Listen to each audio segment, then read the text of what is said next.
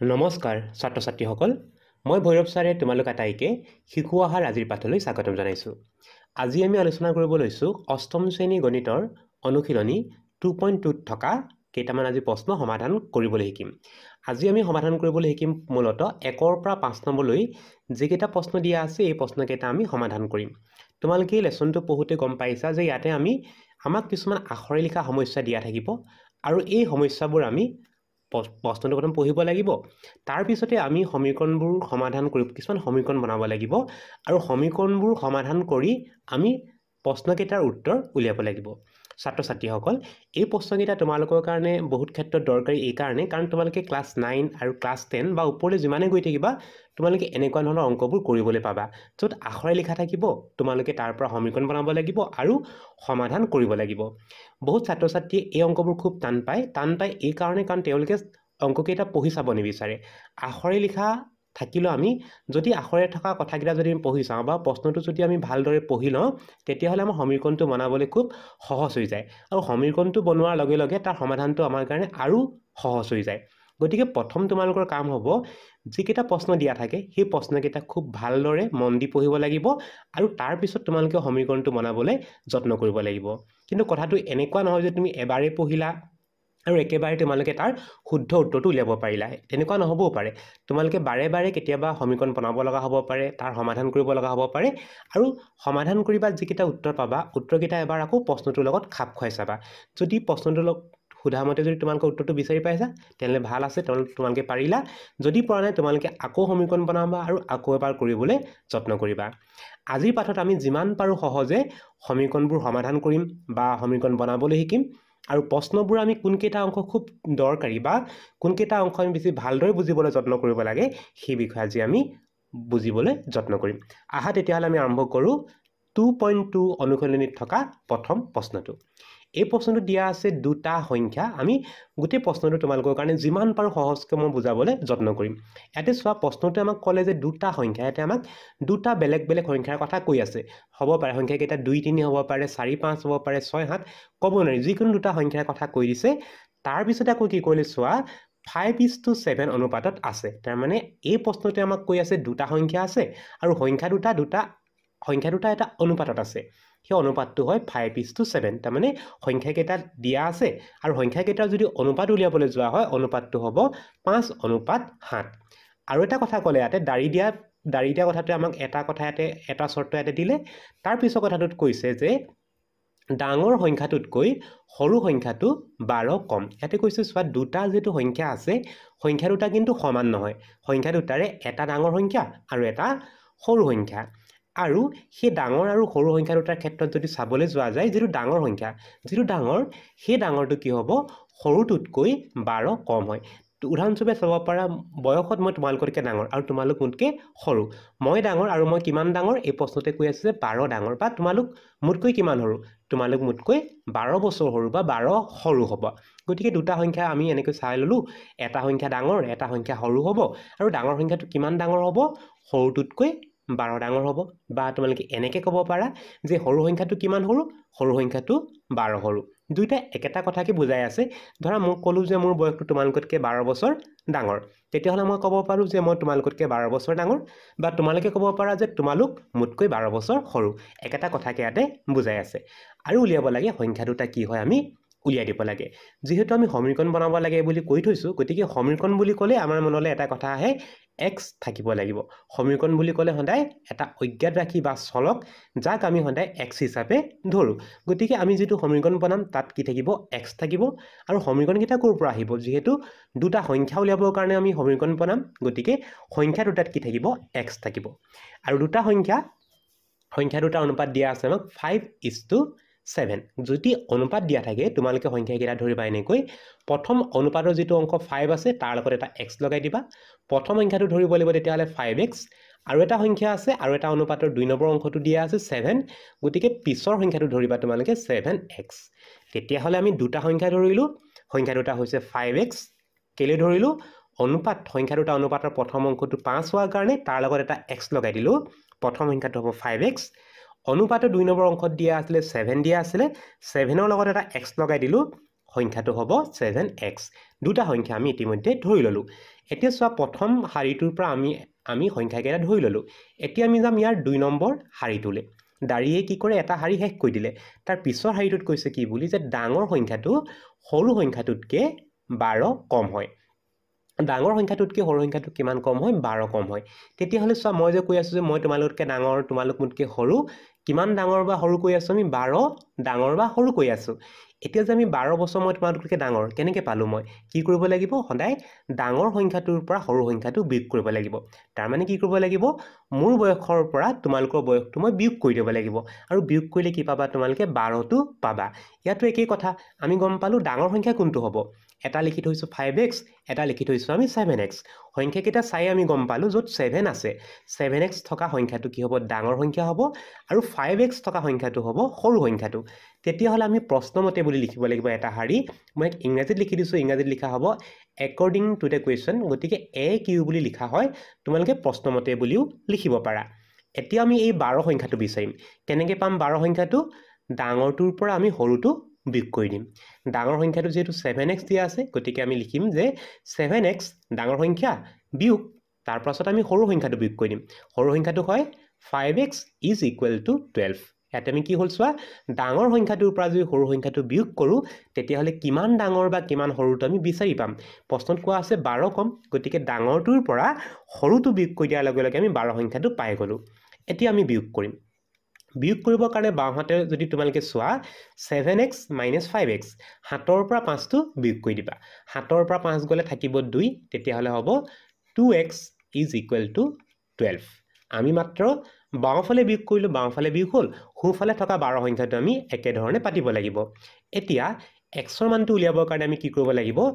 xৰ লগত 2 এটা কি হৈ আছে পূৰণ হৈ আছে পূৰণটো তোমালোকে লৈ যাবা সোঁফাললে পক্ষান্তৰ যেতিয়া কৰা হয় সদায় কি হ'ব পূৰণটো হৰণ হৈ যাব 2 আমি 12 হৰণ কৰি দিব লাগিব আৰু 2 যদি 12 হৰণ কৰি দিয়া তেতিয়া হলে তোমালোকে পাবা যে x = 6 তেতিয়া হলে গম পালো যে যেটো আমি x লিখি আছিলো ডাঙৰ সংখ্যাটো বুজাবৰ কাৰণে 7x সৰু সংখ্যাটো বুজাবৰ কাৰণে 5x লিখি আছিলো সেই x টো কি বস্তু তেতিয়া হলে x টো এটা সংখ্যা যাৰ সংখ্যাৰ মানটো হয় 6 তেতিয়া হলে সংখ্যা দুটা কি হ'ব প্ৰথম সংখ্যাটো আমি লিখিম প্ৰথম সংখ্যাটো লিখি থৈছিলো আমি 5x মানে x মানে কিমান পালো 6 পালো গতিকে লিখিব লাগিব 5 * 6 x লগত 5 টো পূৰণ কৰি দিব লাগিব 5 * 6 5 * 6 কৰিলে কি পাবা 30 তাৰ মানে এটা সংখ্যা হ'ব 30 আৰু এটা সংখ্যা আছে আনটো সংখ্যা আমি ধৰি থৈছো 7x বুলি আমি একে ধৰণে কৰিব লাগিব 7x = x ৰ ঠাইত আমি বহাব লাগিব 6 পাইছো 6 বহাব লাগিব আৰু 6 টো 7ৰ লগত পূৰণ হ'ব 6 7 গুণ হ'ব 42 গতিকে সংখ্যা দুটা হ'ব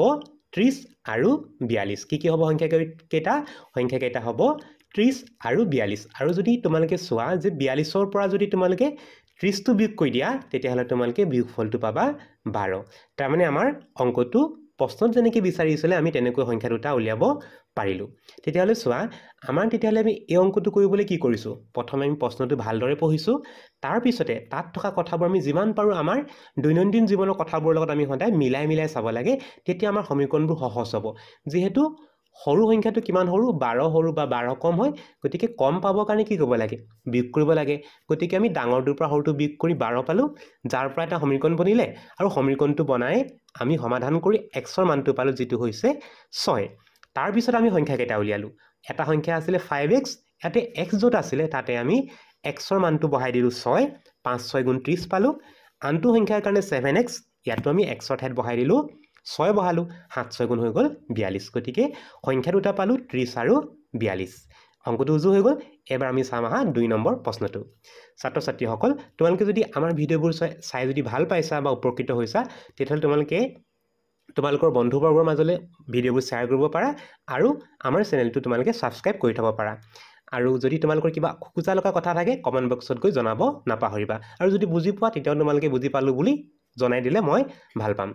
এবাৰ আমি চাওঁ আহা 2 নম্বৰ প্ৰশ্নটো ইয়াত আমাৰ কি কৈছে চোৱা ইয়াতে ক'লে তিনিটা ক্ৰমিক যুগ্ম সংখ্যাৰ যোগফল আমি আগৰ প্ৰশ্নত দুটা সংখ্যাৰ কথা ক'লে গতিকে দুটা সংখ্যা ধৰিলো ইয়াত আকৌ কি কৈছে চোৱা তিনিটা সংখ্যাৰ কথা কৈছে গতিকে এবাৰ আমি তিনিটা সংখ্যা পাম আৰু সংখ্যা কেইটা কেনেকুৱা হয় ক্ৰমিক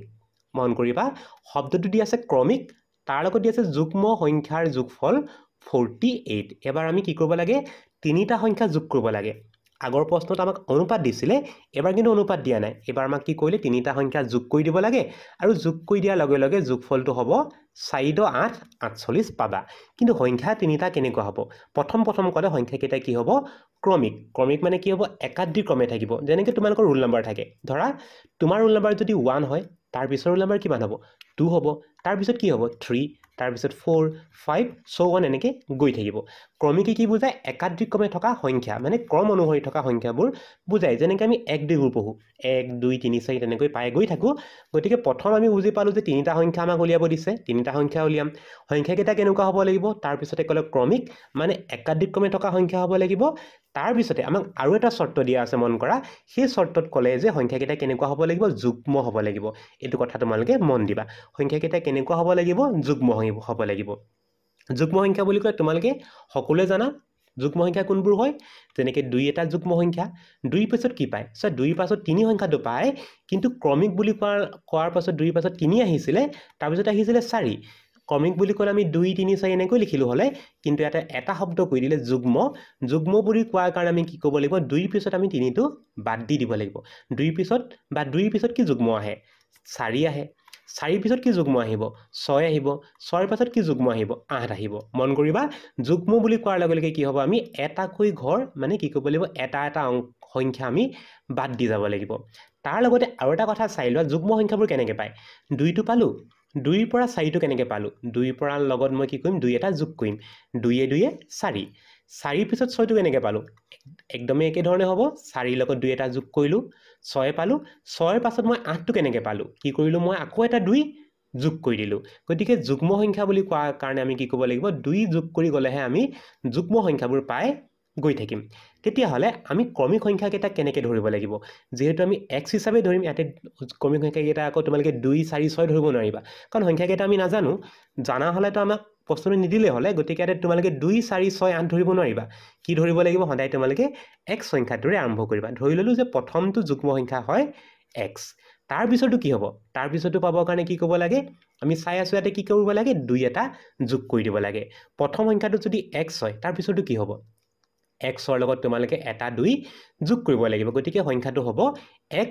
+ 2 তাৰ পিছৰ সংখ্যাটো পাবলৈ কি কৰিব লাগিব তোমালোকে আকৌ এবাৰ 2 এটা যোগ কৰিব লাগিব চোৱা এবাৰ 2 যোগ কৰিলাই তুমি আকৌ এবাৰ যদি 2টো যোগ কৰি দিয়া তেতিয়াহলে কিমান হ'ব 2 এ হ'ব 4 আকৌ এবাৰ চাই লোৱা যুগ্ম হোৱাৰ কাৰণে আমি কি কৰিব লাগিব 2 যোগ কৰি গৈ থাকিব লাগিব যেহেতু সমীকৰণ বনাব লাগে গতিকে প্ৰথম আমি x ধৰিলো তাৰ লগত 2 যোগ কৰিলো x + 2 পালো তাৰ পিছৰ সংখ্যাটো লাগে যেহেতু তিনিটা সংখ্যা কথা কৈ আছে তাৰ পিছৰ সংখ্যাটো উলিয়াবৰ কাৰণে আমি আকৌ এবাৰ 2 যোগ কৰি দিলো তেতিয়াহলে 2 কিমান হ'ব 2 কেটা যোগ কৰা হ'ব 2 এটা যোগ কৰিলো আকৌ এটা 2 যোগ কৰিলো 2 এ কিমান হ'ব 4 গতিকে সংখ্যা কেইটা ধৰিলো x + 2 আৰু x + 4 এতিয়া আমি যাম সমীকৰণটোলে সমীকৰণৰ কাৰণে কি লিখিম আমি according to the question বা তোমালোকে কি লিখিবা প্ৰশ্ন মতে বুলি লিখি লবা প্ৰশ্ন মতে কি আহিব এই যি তিনিটা সংখ্যা পালা সংখ্যা কেইটা আমাক কি কৰিব কৈছে যোগ কৰিব লাগে যোগফল উলিয়াম প্ৰথম সংখ্যাটো পাতিলো যোগ চিন দিলো তাৰ পিছতে পাতিম মই 2 নম্বৰ সংখ্যাটো যোগ চিন দিম তাৰ পিছত পাতিব লাগিব মই 3 নম্বৰ সংখ্যাটো তিনিটা সংখ্যা দিয়া আছে আমি তিনিটা সংখ্যা যোগ কৰিবলৈ পাতি ললো আৰু যোগ কৰি দিয়াৰ লগে লগে যোগফলটো কি হ'ব 48 হ'ব আৰু সমান হ'ব মানে যোগ কৰিলে 48 ৰ সমান হ'ব গতিকে সমান চিন দি আমি লিখিব লাগিব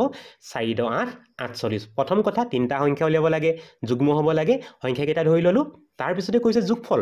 যোগ কৰি দিলো যোগ কৰিলে কিমান হ'ব 4 8 48 হ'ব যেনেকৈ 2 ৰ লগত 3 যোগ কৰিলে কিমান হয় 2 এ 3 এ 5 হয় সমান হয়তো বুজাবৰ কাৰণে কিমান কি কৰা আমি সমান চিনটা দি দিও ইয়াতো একেই কথা যেহেতু তিনিটা সংখ্যা যোগ কৰিলে 48 হয় গতিকে যোগ কৰিলো যোগ কৰাৰ পিছতে 48 হয় কাৰণে আমি ইয়াতে সমান চিন এটা দি দিলো সমান চিন দি লিখিলো আমি 48 বা 48 আমি লিখিলো এতিয়া আমি বাওঁফালে যদি চাওঁ বাওঁফালে চোৱা x কেটা আহিলে এটা দুটা তিনিটা x আহিলে x তিনিটা যোগ কৰি দিলে হ'ব 3x গতিকে x তিনিটা যোগ কৰি লিখিম 3x প্লাস আৰু চোৱা বাওঁফালে কেইটামান সংখ্যা দিয়া আছে 2 আৰু 4 2 লগত 4 যোগ কৰি দিবা 2 এ 4 কিমান হ'ব 2 এ 4 হ'ব 6 গতিকে হ'ব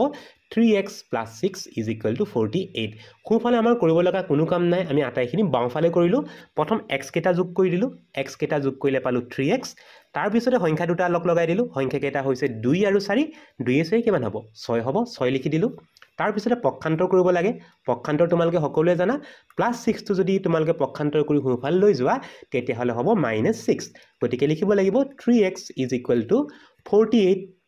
সোঁফালে 48 আছে লিখি লবা 48 বুলি তাৰ পিছত লিখিবা -6 এবাৰ আমি কি কৰিব লাগিব বিয়োগ কৰিব লাগিব বাওঁফালে এবাৰ আমাৰ কোনো কাম নাই বাওঁফালে 3x বুলি ৰাখিবা আৰু তোমালোকে বাওঁফালে বিয়োগ কৰিবা বাওঁফালে কি বিয়োগ কৰিব লাগিব 48 ৰ পৰা 6 টো বিয়োগ কৰিব লাগিব 48 ৰ পৰা 6 বিয়োগ কৰিলে পাবা 42 তাৰ পিছত উলিয়াব লাগে x ৰ মান x ৰ মান উলিয়াবৰ কাৰণে আমাৰ কি কৰিব লাগিব চোৱা x ৰ লগত থকা 3 টো পঠাই দিবা তোমালোকে সোঁফালে পঠালে পূৰণটো হ'ব হৰণ x টো 3 ৰ লগত পূৰণ হৈ আছিল আৰু 3 টো যেতিয়া তোমালোকে সোঁফালে লৈ যাবা তেতিয়া হৰণ হ'ব আৰু 3 এ যদি 42 ক হৰণ কৰা তেতিয়াহলে পাবা 14 বাৰ তেতিয়াহলে আমি কি গম পালো x ৰ মানটো হ'ব 14 x ৰ মানটো কি হ'ব 14 যেহেতু আমি সংখ্যা তিনিটা ধৰি থৈছিলো প্ৰথম সংখ্যাটো আছিল x গতিকে প্ৰথম সংখ্যাটো কি হ'ব আমি গম পালো যে প্ৰথম সংখ্যাটো যেটো x ধৰি থৈছিলা গতিকে প্ৰথম সংখ্যাটো হ'ব 14 এতে কি কৈছে চোৱা x এটা সংখ্যা কথা কৈ আছে আকৌ x টো কি পালা 14 পালা গতিকে প্ৰথম সংখ্যাটো হৈ গল 14 তাৰ পিছৰ সংখ্যাটো কি ধৰি থৈছা মন কৰা পিছৰ সংখ্যাটো আমি ধৰি থোৱা আছে x + 2 বুলি যেটো x ৰ মানটো 14 পালা আমি কি কৰিব লাগিব তেতিয়াহলে 14 যোগ 2 কৰিম 14 ৰ লগত 2 যোগ কৰিলে কি হ'ব 16 তাৰ পিছত পিছৰ সংখ্যাটো কিমান পাই আছো আমি x + 4 পাই আছো আমি x ৰ লগত 4 যোগ কৰিম মানে 14 ৰ লগত 4 যোগ কৰিম 14 ৰ লগত 4 যোগ কৰিলে হ'ব 18 তেতিয়াহলে চোৱা তিনটা সংখ্যা আমি পাই গলো প্ৰথম সংখ্যাটো হ'ব 14 তাৰ লগত 2 যোগ কৰিলে পালো 16 তাৰ লগত 2 যোগ কৰিলে পালো 18 গতিকে আমাক প্ৰশ্নত সোধা সংখ্যা তিনিটা হ'ব তেতিয়াহলে প্ৰথম সংখ্যাটো হ'ব 14 কমা তাৰ পিছৰ সংখ্যাটো পালো 16 আৰু একেবাৰে শেষৰ সংখ্যাটো হ'ব 18 গতিকে আমাক উলিয়াব দিয়া সংখ্যা কেইটা হ'ব তেতিয়াহলে 14 16 আৰু 18 উজু হৈ গল অংকটো আমাৰ এবাৰ আমি চাওঁ আহা 3 নম্বৰ প্ৰশ্নটো 3 নম্বৰ প্ৰশ্নটোত আমাক দিয়া আছে যদি 17500 টকা তিনিজন মানুহক 1:2:4 অনুপাতত ভগাই দিয়া হয় তেন্তে প্ৰত্যেককে কিমানকৈ টকা পালে মানে কি কৰিছে তিনিজন মানুহ আছে তিনিজন মানুহক তিনটা তোমালোকে কিয় অংক ভাগ কৰি দিব লাগে তোমাৰ ওচৰত পইচা কিমান দিয়া আছে পইচা দিয়া আছে 17500 টকা 17500 টকা দিলে আৰু তুমি কি কৰিব লাগে ভাগ কৰি দিব লাগে ভাগটো কেনেকৈ হ'ব চোৱা ভাগটো তোমালোকৰ অনুপাতত যাব 1:2:4 মানে এটাই যদি এক পায় ইটোৱে পাব 2 ইটোৱে পাব 4 আৰু যেহেতু সমীকৰণটো আমি x লগাই ধৰিব লাগে আৰু অলপ আগতে আমি অনুপাতত থকা অংক এটা কৰিছিল একদম আগৰ অংকটো নিচিনাই হ'ব প্ৰথমটো কি দিয়া আছে 1 দিয়া আছে গতিকে প্ৰথম মানুহজনৰ ভাগত লিখি দিবা তোমালোকে 1x আৰু এটা কথা মন কৰিবা 1 সংখ্যাটোৰ কোনো কাম নাই মানে কোনো এটা চলকৰ আগত x সহগ হিচাপে নবহে গতিকে প্ৰথম মানুহজনৰ ভাগত কি ধৰিবা তোমালোকে x 2 নম্বৰ মানুহজনৰ ভাগত কি আছে 2 আছে গতিকে 2 নম্বৰ মানুহজনৰ ভাগত ধৰিবা 2x 3 নম্বৰ মানুহজনৰ ভাগত কি ধৰিবা 4 আছে তেওঁৰ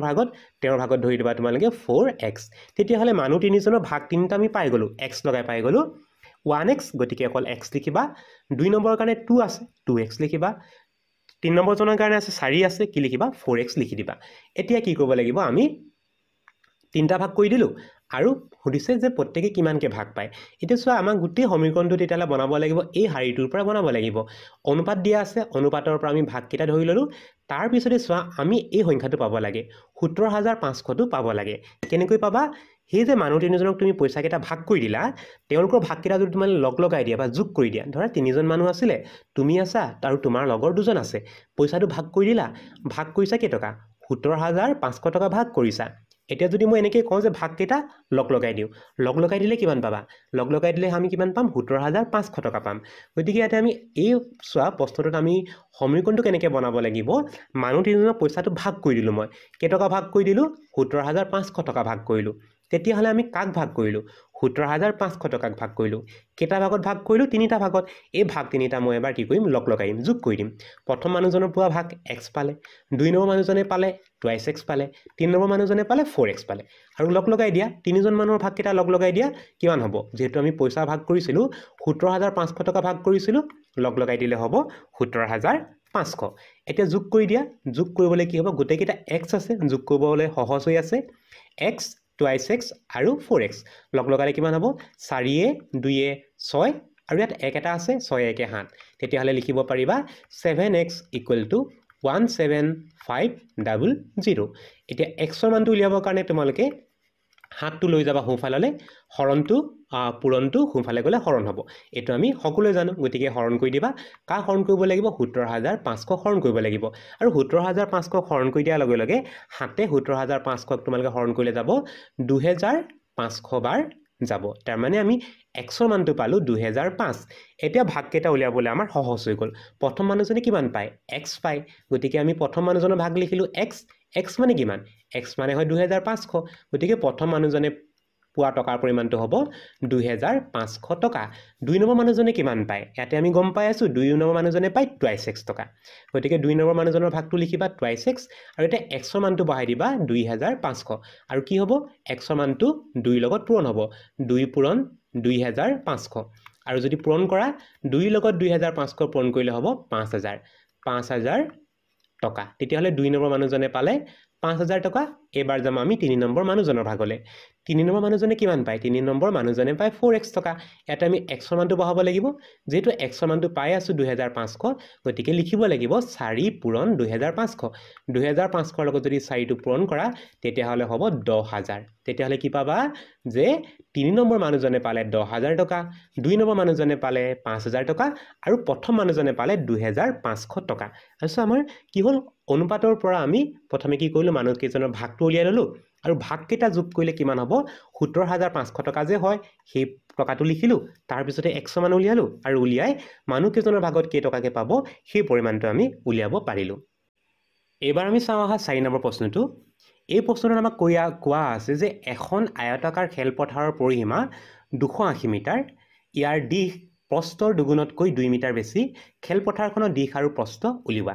আমি এখন খেলপথাৰ ভাবি ললো এই খেলপথাৰখনত তোমালোকে যদি মন কৰা যিকোনো খেলপথাৰতে বা যিকোনো আয়তাকৃতিৰ বস্তুতে সদায় আমাৰ প্ৰস্থটো হয় চুটি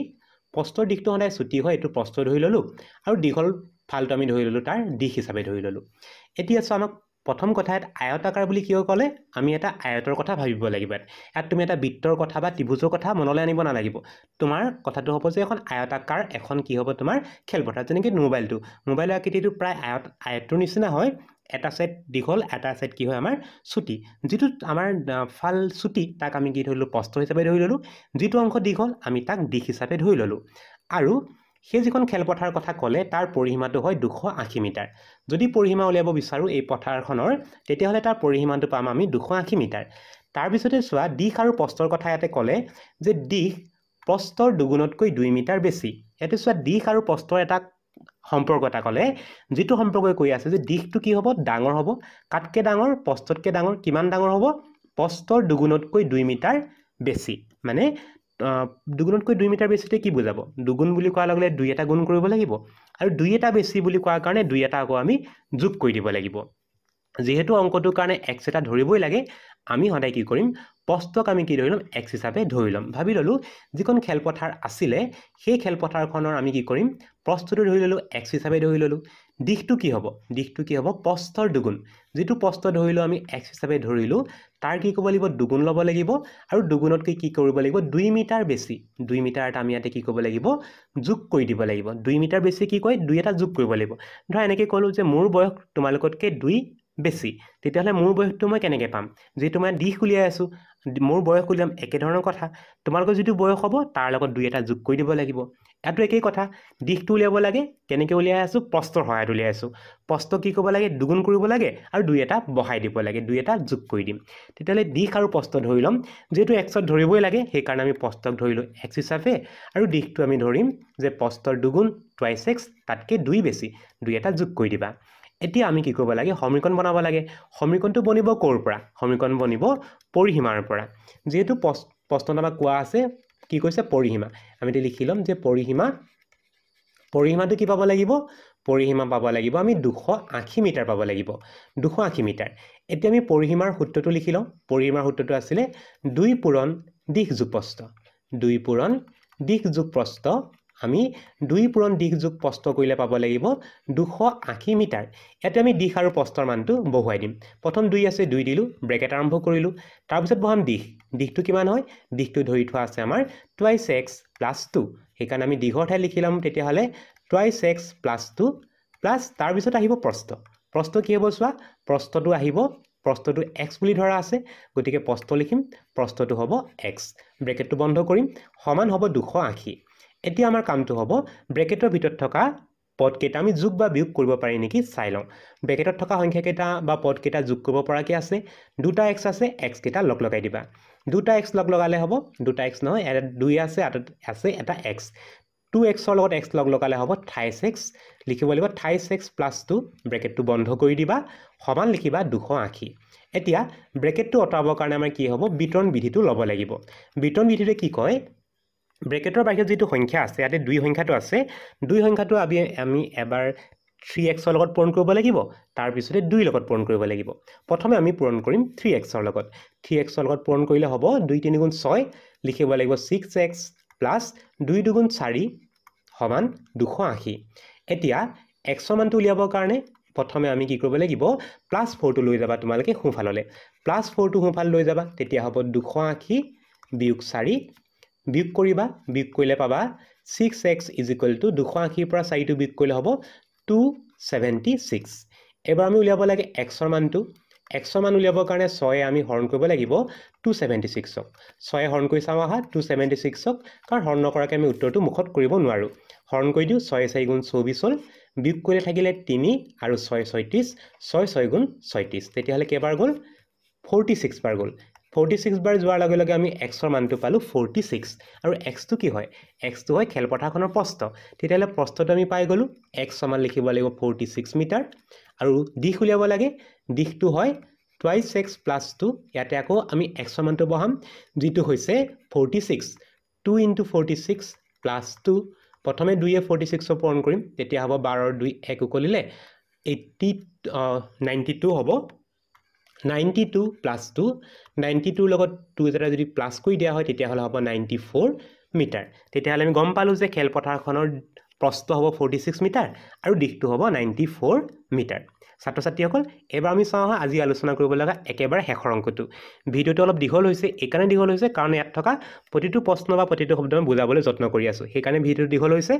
আমি একেবাৰে শেষৰ অংকটো চাই আহা 5 নম্বৰ অংকটো ইয়াতে কৈছে দুটা অংক বিশিষ্ট সংখ্যা এটা কথা ক'লে মানে এটা সংখ্যা উলিয়াব লাগে যেটো সংখ্যাত কি হ'ব দুটা অংক থাকে আৰু য'ত কি ক'লে এককৰ স্থানৰ অংকটো 5 আৰু যেটো সংখ্যা দিয়া আছে তাত এককৰ ঘৰত 5 টো থাকে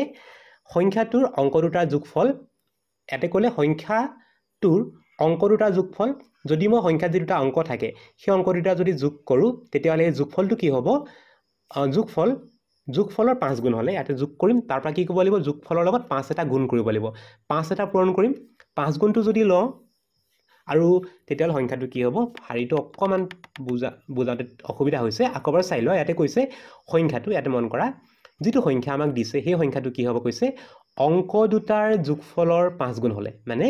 সংখ্যাটো কি হ'ব অংক দুটা যোগ কৰি 5 গুণ ললে আমি সংখ্যাটো পাই যাম ধৰা মই এনেকৈ এটা উদাহৰণ দিছো তোমালোকক ধৰা মই এটা সংখ্যা ললো 1 2 3 13 ইয়াতে দুটা অংক আছে এটা হৈছে 1 এটা হৈছে 3 আৰু প্ৰশ্নতে কৈছে সংখ্যাটো মানে এই 13 সংখ্যাটো কেনেকৈ পাম বুলি কৈছে অংক দুটাৰ যোগফলৰ 5 গুণ ইয়াতে অংক দুটা কি অংক আছে 1 আৰু 3 1 আৰু 3 যোগ কৰি তাৰ 5 গুণ ললে মই সংখ্যাটো পাই যাব লাগে যেহেতু উত্তৰটো ইয়াত 13 নহয় গতিকে আমি নাপাওঁ কিন্তু কথাটো এইটো ইয়াতে কি হ'ব সংখ্যাটো মানে মই যদি 13 বুলি ভাবো 13 টো কি হ'ব লাগিব অংক দুটাৰ যোগফল 13 টো কিহে বনাইছে 1 আৰু 3 লগ লাগি হৈছে 1 আৰু 3 যোগফলৰ কি ক'ব লাগিব 5 গুণ ললে তুমি 13 সংখ্যাটো পাই যাবা যদিহে 13 উত্তৰ হ'ল হলে ইয়াত যেটো 13 টো উত্তৰ নহয় গতিকে ইয়াত আমি এত পোৱা নাই কিন্তু আমি যেটো উত্তৰ দিম তাত কিন্তু আমি এই প্ৰশ্নটো দিয়া ধৰণে আমি পাই যাম গতিকে প্ৰথম তোমালোকৰ কাম হ'ব অংক কেইটা ধৰি লোৱা যেটো এটা অংক অলৰেডি 5 বুলি দিয়াই আছে গতিকে আমি কি কৰিম দশকৰ ঘৰৰ অংকটো ধৰি লম দশকৰ ঘৰৰ অংকটো কি ধৰিম যেটো x ত ধৰিব লাগে x হিচাপে ধৰি ললো এতিয়া সংখ্যাটো কি হ'ব যেটো দশকৰ ঘৰত থাকে x এককৰ ঘৰত থাকে 5 সংখ্যাটো কি হ'ব ইয়াতে বহুতৰ ভুল হৈ যায় আনকি ক্লাস 10 ৰ ষ্টুডেন্ট বা ক্লাস 9 ৰ ষ্টুডেন্ট আটাইবোৰ ভুল কৰি থাকে আৰু গোটেই অংকটো তাহাঁতৰ কাৰণে বহুত টান হৈ যায় কেলে টান হৈ চোৱা ইয়াত ভুল ক'ত হ'বলৈ গৈ আছে আমি একবাৰ চাই দিম ইয়াতে ধৰা মই অলপ আগত এটা উদাহৰণ ললো য'ত দশকৰ ঘৰত আছে কি আছে 1 আছে এককৰ ঘৰত আছে 3 1 2 3 13 আমি এনেকৈ সংখ্যাটো লিখি দিব পাৰো এতিয়া মই কি কৰিলো চোৱা দশকত ইয়াত 1 কৰ ঠাইত মই কি আছে x আছে ধৰি ললো এককৰ ঘৰত কি আছে যেটো অলৰেডি প্ৰশ্নত কোৱা আছে 5 আছে সংখ্যাটো কি হ'ব সংখ্যাটো আমি এতিয়া x5 লিখিব নোৱাৰো একদমই নোৱাৰো কেলে নোৱাৰো চোৱা মই যদি x5 বা 5x লিখো তেতিয়া কি বুজায় x ৰ লগত 5 টো পূৰণ হৈ আছে বুলি বুজাব ই এটা সংখ্যা নুবুজায় কি কয় x আৰু 5 টো পূৰণ হৈ আছে বুলি ক'ব কিন্তু আমাকতো পূৰণ হোৱাৰ কথা কোৱা নাই আমাক কি কৈছে এটা সংখ্যাৰ কথা কোৱা আছে গতিকে সংখ্যাটো আমি কেনেকৈ লিখিব লাগিব চোৱা আমি ইয়াতে এটা কথা মনত ৰাখিব লাগিব সেইটো হৈছে স্থান মানৰ কথা স্থান মানে কি কয় যে দশকৰ ঘৰত যি থাকিব তাৰ লগত 10 পূৰণ হয় একক ঘৰত যি থাকিব তাৰ লগত 1 পূৰণ হয় ইয়াতে দশকৰ ঘৰত কি আছে x আছে গতিকে দশকৰ ঘৰত থকা যিটো অংক আছে তাৰ লগত তোমালোকে কি কৰিব লাগিব 10 এটা পূৰণ কৰিব লাগিব আৰু একক ঘৰত কি আছে 5 আছে তাৰ লগত 1 এটা পূৰণ কৰিব লাগিব 5 গুণ কিমান হ'ব 5 লিখিব লাগিব আৰু যোগ কৰি দিব লাগিব আৰু যোগ কৰি দিলেহে তোমালোকে সংখ্যাটো পাবা আকৌ চাই লোৱা দশকৰ ঘৰৰ লগত কি কৰিবা 10 পূৰণ কৰিবা এককৰ ঘৰৰ লগত কি পূৰণ কৰিবা 1 পূৰণ কৰিবা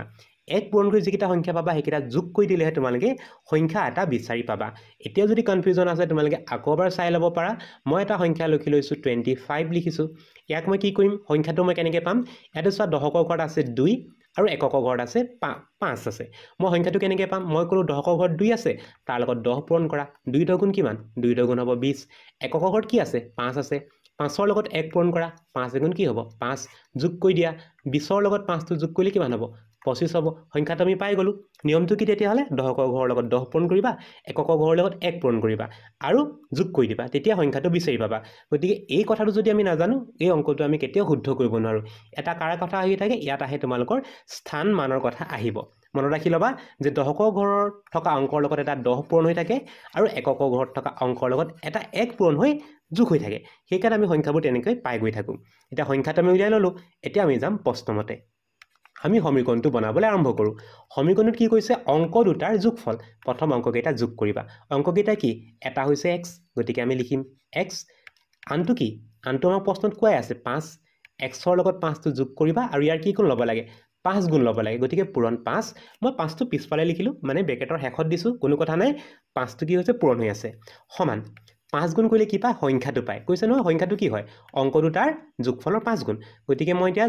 অংককেইটা যোগ কৰি 5 গুণ ল'লোঁ 5 গুণ ল'লে কি পাম সংখ্যাটো পাম সংখ্যাটো কি অলপ আগত আমি ইমান কষ্ট কৰি উলিয়াই লৈছোঁ সেইটোকে বহাই দিম কি পাইছিলোঁ আমি 10x + 5 বহাই দিলোঁ এতিয়া আমাৰ কি হ'ব বিতৰণটো কৰি ল'ব লাগে প্ৰথম বিতৰণ কৰিম বিতৰণ কৰিবলৈ প্ৰথম 5 xক পূৰণ কৰিবা 5ৰ লগত x পূৰণ কৰিলে হ'ব 5x প্লাছ 5ৰ লগত 5 পূৰণ কৰিম 5 গুণ হ'ব 25 সমান সোঁফালে আমাৰ কোনো ধৰণৰ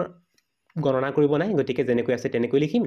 তাৰপিছত কামটো হ'ব আমি x খিনি লৈ আহিম বাওঁফাললৈ x যিমানবোৰ আছে চব বাওঁফালে আনিবা x আমি দেখিছোঁ বাওঁফালে 5x আছে তোমালোকে কি কৰিবা সোঁফালৰ পৰা 10xটো লৈ আহিবা তেতিয়া হ'ব তোমালোকে পাবা এনেকৈ যে 5x প্লাছ 10xটো লৈ আহিবা বাওঁফাললৈ তেতিয়া হ'ব -10x ইজ ইকুৱেল টু সংখ্যাকেইটা লিখিবা সোঁফালে কি আহিব তেতিয়াহ'লে সোঁফালে 5 আছে 5টো লিখিবা আৰু প্লাছ 25টো লৈ যাবা সোঁফাললৈ তেতিয়া হ'ব -25 এতিয়া বিয়োগ কৰিব লাগে বিয়োগ কৰিলে কি হ'ব 5ৰ পৰা 10 বিয়োগ কৰা 5ৰ পৰা 10 বিয়োগ কৰিলে কি হ'ব 5 পালোঁ তাৰ লগতে ডাঙৰ সংখ্যা লগত বিয়োগ চিন আছে পাম আমি -5x ইজ ইকুৱেল টু ঠিক একেধৰণে 5ৰ পৰা যদি 25 বিয়োগ কৰা তেতিয়া পাবা -20 দুইফালে মাইনাছ আহিলে মাইনাছকেইটা কাটি দিয়া এতিয়া উলিয়াব লাগিব xৰ মানটো xৰ মানটো যদি উলিওৱা xৰ মানটো পাবা তোমালোকে 5টো তললৈ যাব বা হৰণ হ'ব